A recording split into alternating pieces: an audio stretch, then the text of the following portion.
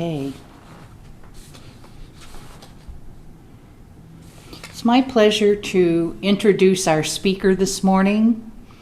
She's been a longtime friend. I think once we met, we became friends almost right away. And I have to thank my friend John Piquel for bringing us together.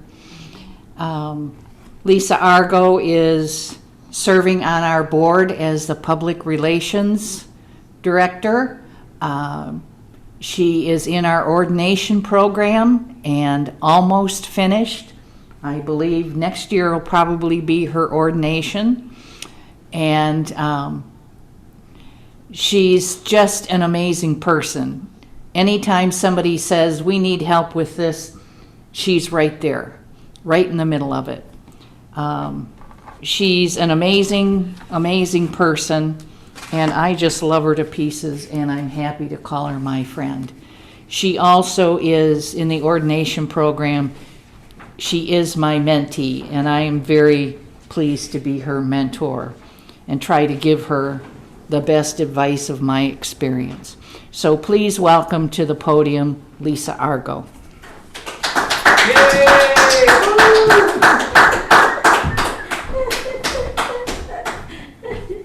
I'm coming. I dropped my glasses. I have to see. I have a story. Thank you, Reverend Carolyn. I am honored to be your mentee. I just love it. And I'm very, very happy to be here. And thank you all for being here today and on Zoom. I have to have glasses now. I have a Reverend Carroll sermon, longhand. I went the other day, Thursday, to type out my sermon. And on my computer, the H wouldn't work. Do you know how many H's you have in a sentence? It's amazing. Anyway, as Reverend Carroll mentioned, we had a lot of gatherings last week, and the week started with a service for the transition of Aloma. Aloma was a friend to whomever she met and was loved by so many. I am grateful she touched my life. Many of us here at Center of Enlightenment went to that service and enjoyed meeting others that were touched by Aloma. This service had something I had never seen. There were two ministers presiding over the service. There was a Methodist minister, as the service was at the First United Methodist of Royal Oak, and the other was a Unity minister from the Unity Church of Royal Oak. The Methodist church I had attended before, and two of my kids, Erica and Brian, were baptized there. As the service progressed, I was struck by how many communicated their thoughts and feelings about Aloma. I knew I had to share how I was affected by it.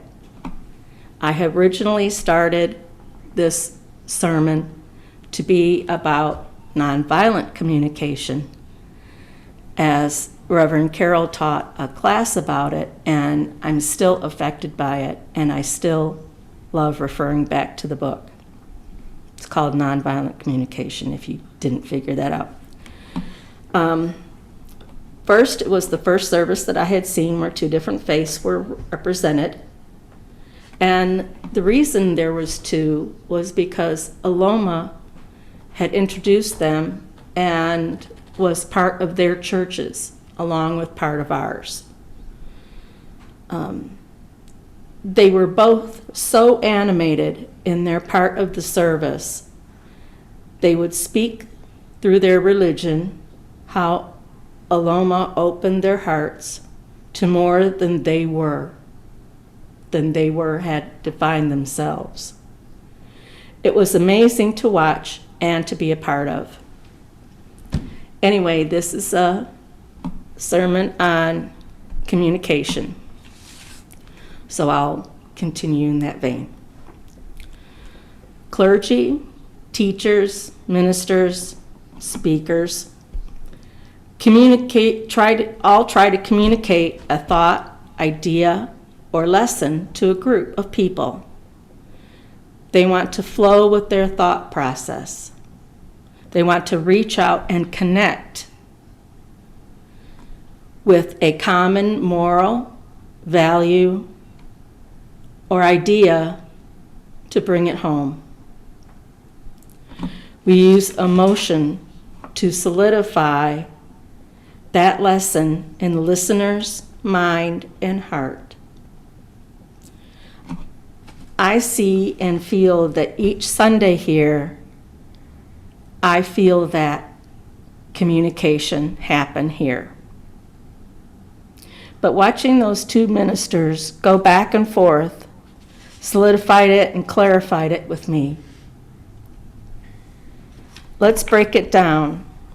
I go back to my education of high school and college when I thought I wanted to be a reporter. Who, what, where, when, why, and how. I think one of those they don't really do. But anyway, let's start with who. Who are the listeners? All of you are the who. Or in this case, the congregation.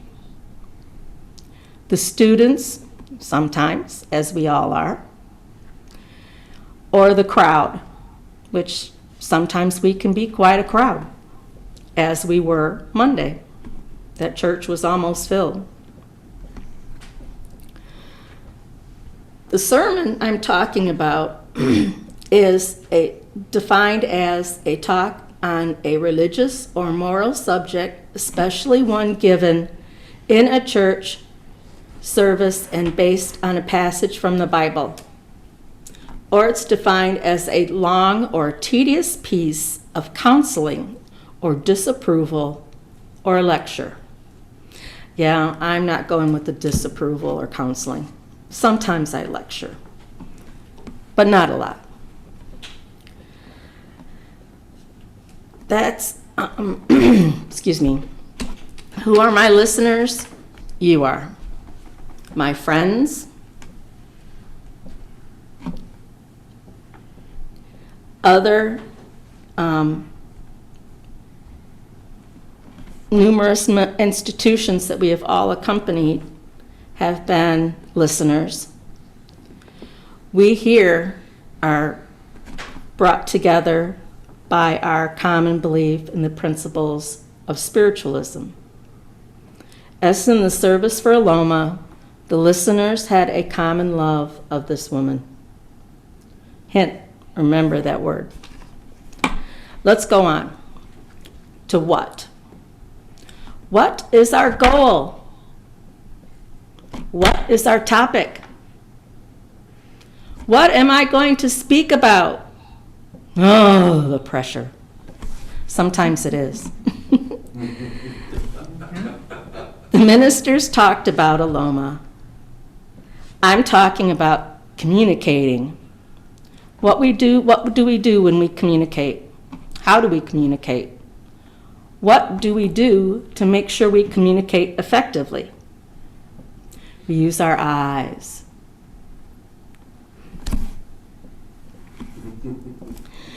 Yes, we do. We read intently on how our eyes are viewing you. Sometimes we show a connection. We want to connect with each other with our eyes. You are each important in this process. I see you, you see me. What we connect about is just as important. This past year, I've spoken 3 times about different aspects on humility. That connects us. And my Bible verse here is Be completely humble and gently be patient, bearing with one another in love. Again, the word love. I wanted to connect with you on the subject of humility so we would have a reference to speak about. What else do we use to communicate? Our hand gestures. The ministers at the service continually brought us together, continually brought them in the front row, the family, in a joining with their eyes and their gestures and wanting to connect with each other. We need visual cues. I am talking to you. What am I saying? How do I accent the words? What are my gestures? How are my eyes tracking? And what does my body say? Let's get comfortable before I go on to the next one. Close your eyes. Take a deep breath. Take another deep breath. I'd like to take you to a place. It's the most comfortable place you have ever been. It begins to coalesce in your mind.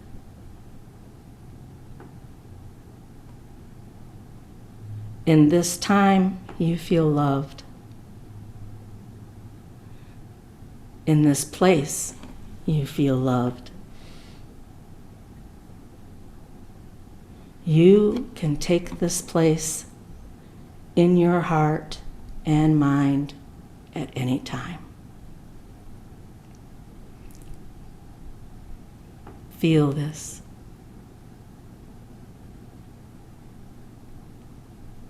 Remember this. Now, open your eyes and keep these thoughts in your mind.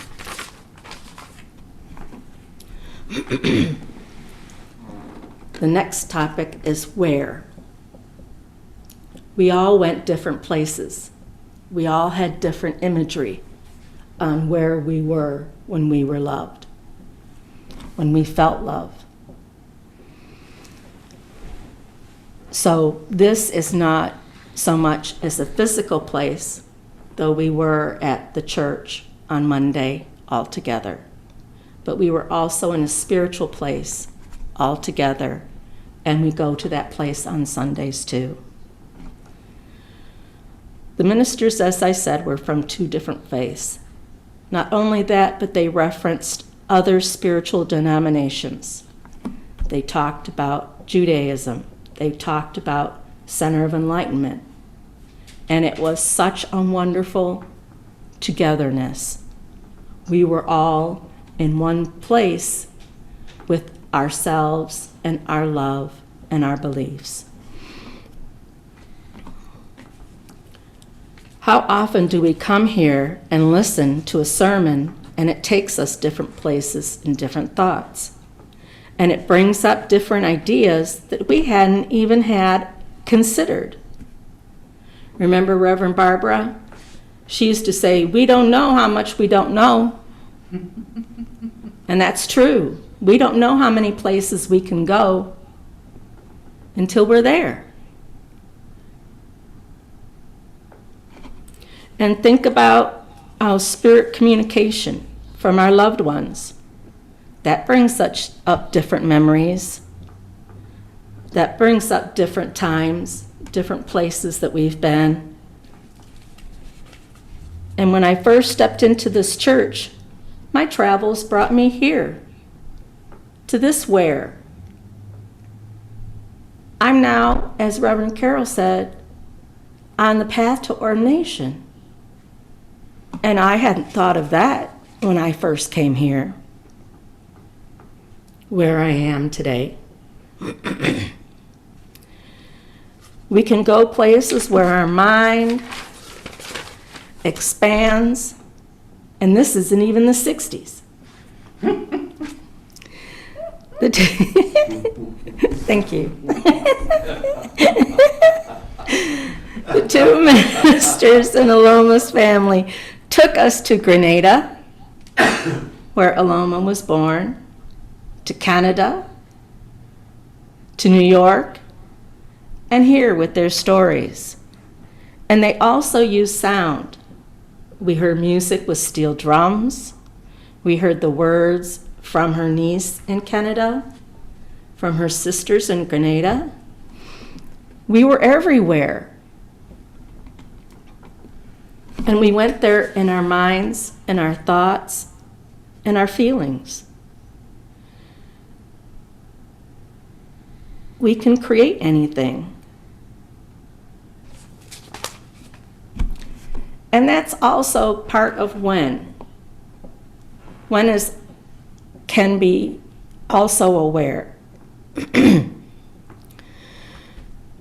When you communicate in any time or place, I bet you know that there is so many ways and so many types of communication. There's nonverbal. We're talking with just subtlety with our body, emoting, our eyes, our facial expressions. There's also verbal, which I'm using now, as I do a lot. Talk, talk, talk. And it's oral, face-to-face. But there's also a new one, a verbal oral distance. So thank you on Zoom for showing me that one, being an example. There's new ones that they've created. Diagonal, upward, downward. And I think of those as different structures for hierarchical positions. Work, your boss talks to you. Parents talk to children. Children talk to adults. And we all use them in some point in time. When we are communicating, we are trying to get a thought or an idea across. When we believe in something and we want to share that passion that it emotes in us. When believing in something so strongly, we want to share it. And I'm really guilty of that. I love to share my stories about my kids. They communicate, children communicate on a whole nother level with their body, their spirit, their words, and they all do it loudly. Tony and I were babysitting last night for Calvin, who's 3, and Nolan, who's 5 months. And we hadn't seen Calvin for a while. So he was so excited. He was jumping up and down. He was loud. His brother was laughing, and it was just so tremendous. And it was true, and it was with love. And I loved it. But it was late night because Mom and Dad didn't get home till really late. The ministers who both had known Aloma had the whole body and spirit engaged in their speaking. That's what came across to me. That was how a part of it impressed me. It wasn't loud verbally, but it was loud spiritually. And now, lastly, I'd like to talk about how. How did we get to this point? Well, in the service for Aloma, we came together to remember her, to celebrate our love for her, and to celebrate her life. Today we came here to celebrate our lives, the continuity of life, and the love of life. We communicate with each other, as you're doing now, by active listening, or as Calvin says, open ears. We participate with friendliness, with compassion, We share feedback and engage in a dialogue about topics we've learned, what we've heard, how we've heard it. And what we have in common, we check our volume and clarity on how we're presenting our ideas, thoughts, and beliefs. We also need empathy to understand and share in the moments together. We need respect for each other and that everyone should be heard, listened to, and acknowledged. Communication has many components, and we need to respond to when others reach out, whether in clarification or in grief. In A Course in Miracles, chapter 14, it says, the Holy Spirit's function is entirely communication. And that, to me, is the who, what, where, when, and how we are about. And love.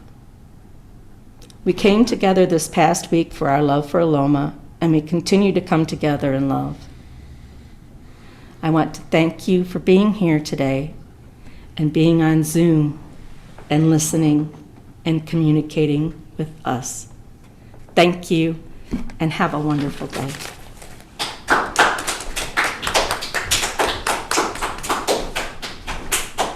Excellent, excellent. Thank you, Lisa. Thank you.